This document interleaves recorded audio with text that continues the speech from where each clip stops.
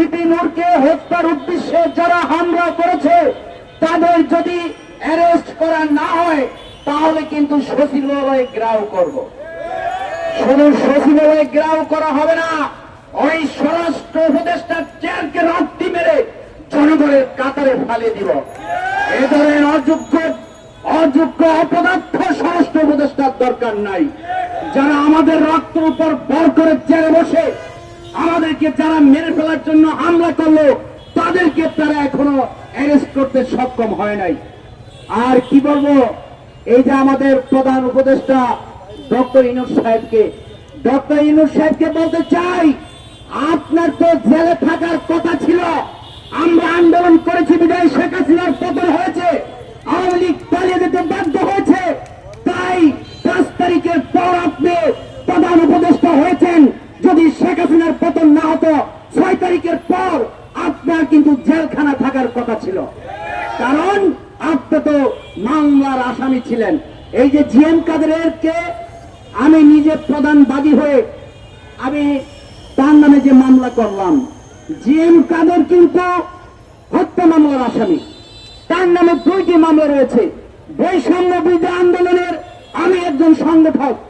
সেই আন্দোলন করতে গিয়ে 15 জুলাই ছাত্রলীগ পুলিশের হামলায় নির্যাতিত হয়ে 2টি কিডনি ড্যামেজ হয়ে যায় ডিসি চত্বর।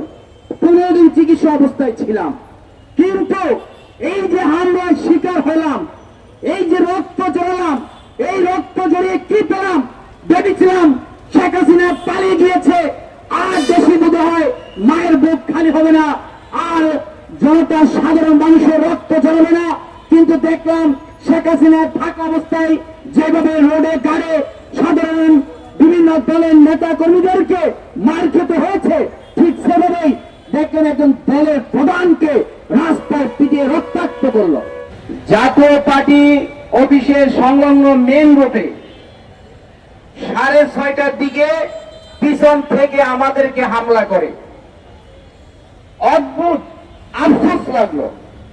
ওসি সাহেব বলে এইটা তো আমার থানার এরিয়ার মধ্যে না, আমি একজন ভুক্তভোগী। আমাকে প্রথম দাবে পিটিয়ে রাস্তায় একবারে শুয়ে ফেললো, মাথায় আঘাত করলো, 15 থেকে 20 জন ছাত্র তাকে আঘাত করলো। আর রমনা মডেল থানার ওসি বলে যে এটা তো আমার থানার এরিয়ার মধ্যে না। এই যে প্রশাসনিক এখানে আছে, প্রশাসনের কারো আওয়ামী লীগের রূপ পরিবর্তন হয়নি, প্রত্যেক জনের ভিতরেই আওয়ামী লীগের রূপ রয়েছে। আর উপদেষ্টাদেরকে বলতে চাই, বিপি নূরের জন্ম হয়েছে বিদায় কিন্তু আজকে আপনারা উপদেষ্টা হতে পেরেছেন।